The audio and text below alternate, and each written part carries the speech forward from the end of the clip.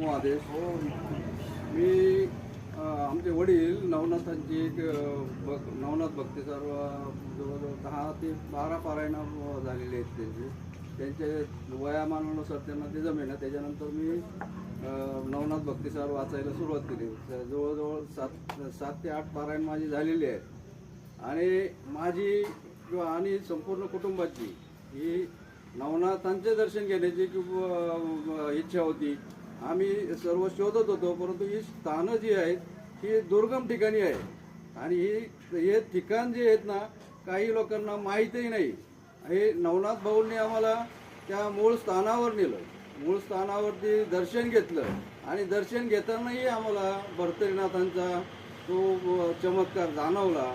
आणि प्रत्येक ठिकाणी आम्ही ज्यावेळेस जात होतो त्यावेळेस नवनाथ भाऊंना गावातले लोक हे त्यांना मान देत होते. आणि विशेष म्हणजे प्रत्येकाला मंदिरात आणि याच्यामध्ये मूळ मूर्तीला स्पर्श करून हे असे म्हणजे पूर्ण मंदिर नाथांच्या जवळ जाऊन त्यांनी दर्शन दिलेली आहेत.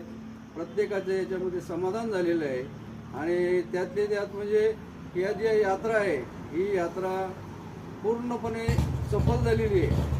आज याच्यामध्ये नवनाथ भाऊंनी आम्हाला संपूर्ण त्याची माहिती पण दिली. माहिती दिल्यानंतर त्यांनी प्रत्यक्ष दर्शन दिलं.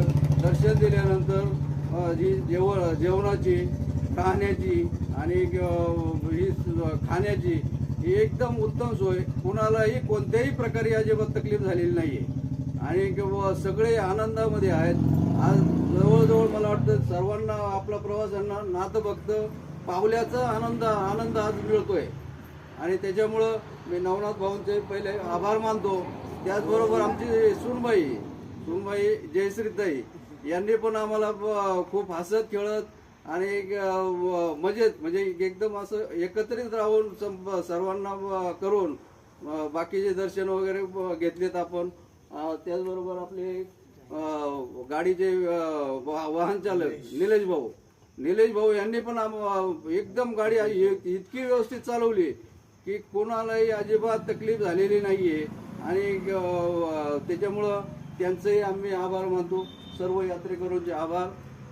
आणि यापुढे नवनाथ भाऊकडून असेच नवनाथ यात्रा आम्हाला पण त्याचा योग येवो आणि आम्ही पण याचा प्रसार करू.